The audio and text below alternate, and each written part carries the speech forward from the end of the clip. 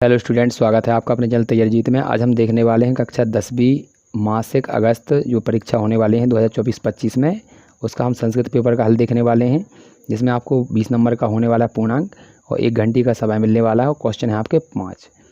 तो आइए शुरू करते हैं। यदि आप चैनल पर पहली बार आए हैं तो चैनल को सब्सक्राइब कर लीजिए, क्योंकि आपको त्रैमासिक पेपर भी इसी पर मिलेंगे, तो आप उनको भी अच्छे से इसको देख कर जाना है। तो ये आपके 4 ऑब्जेक्टिव क्वेश्चन होने वाले 4 नंबर के। तो आइए इनको लगा लेते हैं। सबसे पहले क्या क्या दिया है यहाँ पर, जो आंसर मिलेंगे पूरे आपके यहाँ पर क्लियर करके लिखे गए हैं, तो आप एक भी यहाँ पर गलत ना समझें, ठीक है। तो अच्छे से याद करके जाना है। तो पहला क्वेश्चन हमारे यहाँ पर क्या दिया उसको देख लेते हैं। तो यहाँ पर लिखा है कि उचित विकल्प चुनकर आपको सही विकल्प पर चिन्ह लगाना है। तो यहाँ लिखा है अधोलिखितेषु अव्ययम अस्ति, अव्यय ढूंढना है। ऑप्शन है राम, छात्र, कुत्र या पुष्पम। तो इसका सही हो जाएगा आपका कुत्र। अगला है अधोलिखितेषु अव्ययम नास्ति, यानी इनमें से जो उदाहरण दिए हैं उनमें से अव्यय कौन सा नहीं है। ऑप्शन आपके दिए गए हैं यहाँ पर अधुना, अत्र, फलम और सर्वत्र। तो इसका सही हो जाएगा आपका फलम। इसके बाद अगला है आपका प्राचार्य पदे उपसर्ग अस्ति, यानी प्राचार्य में उपसर्ग क्या है, यानी आगे क्या लिखा है। ऑप्शन है प्र, प्रा, आचार्य या प्राच। तो इसका सही हो जाएगा आपका पहला प्रा। इसके बाद अगला क्वेश्चन है, यहाँ पर लिखा अनु उपसर्गस्य उदाहरणम नास्ति, यानी ऐसा शब्द यहाँ पर ऑप्शन दिए हैं आपका अनुगच्छति, अनुबदति या प्रहरति। तो इसमें इस क्वेश्चन का मतलब है कि यहाँ पर अनु ना हो ऐसा उदाहरण बताइए। तो देखिए इसमें तो अनु है, इसमें भी अनु है, तो यही है जिसमें अनु नहीं लगा है, तो ये आंसर हो जाएगा हमारा। तो इस फिर से मिला लेते हैं हम। तो पहले का आपका आंसर है कुत्र, दूसरे का आपका है यहाँ पर क्या बताना था, नहीं है, तो इसमें हो जाएगा फलम, और तीसरे का है आपका प्र, और इस चौथे का है सा। तो ये आपके आंसर है, अच्छे से देख लीजिए। इसके बाद हम यहाँ पर रिक्त स्थानों की पूर्ति करेंगे। तो ये आपके रिक्त स्थान दिए गए हैं, ये आपके कितने 4 नंबर के हैं यहाँ पर देख सकते हैं। तो आइए इनको लगाते हैं हम।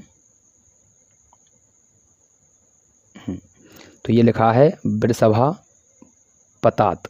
ऑप्शन दिए गए हैं क्षेत्रे और कूपे। तो इसका सही लगाना है आपको क्षेत्रे।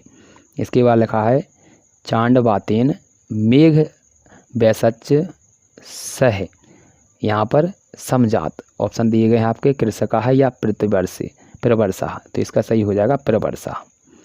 इसके बाद है विचित्रे संसारे खलु निरर्थकम नास्ति। ऑप्शन है संसारे और किंचित। तो इसका भरेंगे आप किंचित। इसके बाद है या नियमितम, यहाँ पर लिखा है नियमितम उद्देश्य पर कुछ प्रत्यय अस्ति। ऑप्शन लिखा है आपका नियमितेन या अपगमे। तो यहाँ पर सही हो जाएगा आपका इसका ऑप्शन नंबर अपगमे, ये वाला सही। इसके बाद लिखा है जल प्लस उपलब्धा, संधि बनाना है इसका। तो क्या हो जाएगा, ऑप्शन है दिए गए आपके 2।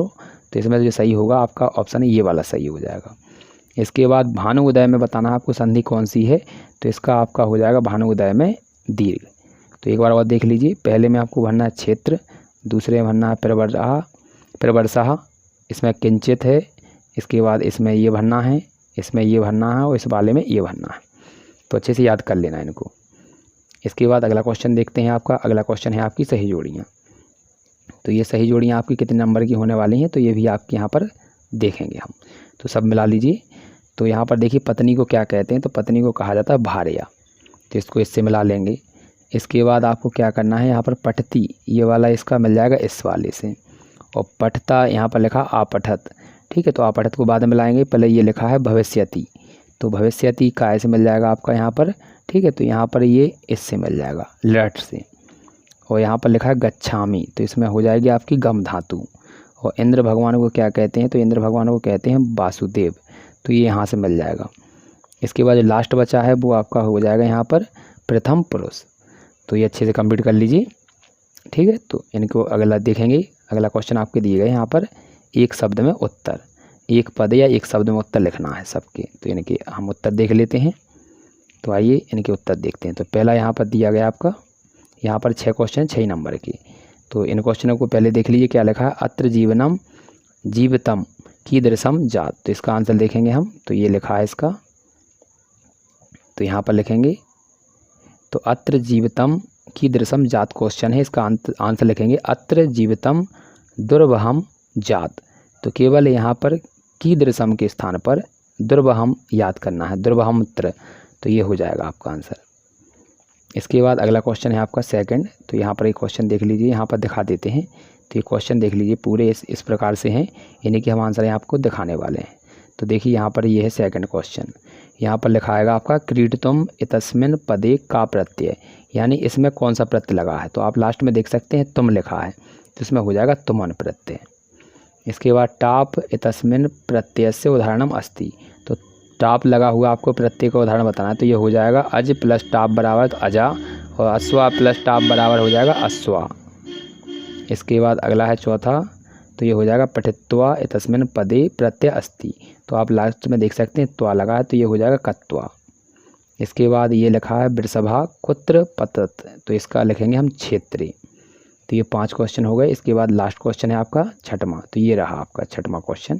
तो इसका देख लीजिए, यहाँ लिखा हुआ है केन संबंधन। यहाँ पर संबंधन वाल्मीकि लव कुशियायो गुरु। तो इसका हो जाएगा उपनयनो उपदेशेन। तो उपनयन उपदेशेन, तो ये क्या लेना है याद अच्छे से। इसके बाद अगला क्वेश्चन देखते हैं। तो यहाँ पर हमें सत्य सत्य बताने हैं, ये आपके 6 नंबर के हैं। तो देखिए यहाँ पर लगाएंगे, जो सत्य होगा उसके आगे लिखेंगे आम, और जिसको जो असत्य होगा उसके आगे लिखना है ना। तो देखिए, तो आपको यहाँ पर ये लिखा है, जहाँ जहाँ हम सत्य बोलेंगे वहाँ आम लिखेंगे, जहाँ असत्य बोलेंगे वहाँ ना लिखना है। तो देखिए यहाँ पर लिखा है आगच्छति तस्मिन् पदे अनु उपसर्ग नास्ति, यानी कह रहे इसमें अनु उपसर्ग नहीं है, तो ये हो जाएगा आपका गलत। इसके बाद लिखा है निर्मलम, ये सल्लम होता है, तो ये भी आपका गलत हो जाएगा। इसके बाद लिखा उक्त का विलोम शब्द होता है श्रुत्वा, तो ये भी आपका गलत हो जाएगा। इसके बाद इसमें आपका लिखा, तो ये सत्य हो जाएगा, और ये आपका उपसर्ग है, तो ये सत्य हो जाएगा, और ये भी आपका सत्य हो जाएगा। तो ये आपके सत्य हैं 3, और ऊपर वाले तीनों गलत हैं। तो अच्छे से इनको याद करके जाना है। इसके बाद अगला क्वेश्चन देखेंगे। तो ये अगले क्वेश्चन है आपके 6 से लेकर 7 तक। तो छठवां और सातवां, इनमें से आप ऊपर का याद कर लें या नीचे वाला अथवा का, यानी 4 क्वेश्चन में से केवल इन दोनों में से केवल एक करना है, और इन दोनों में से केवल एक करना है। तो आइए इनके आंसर दिखा देते हैं आपको।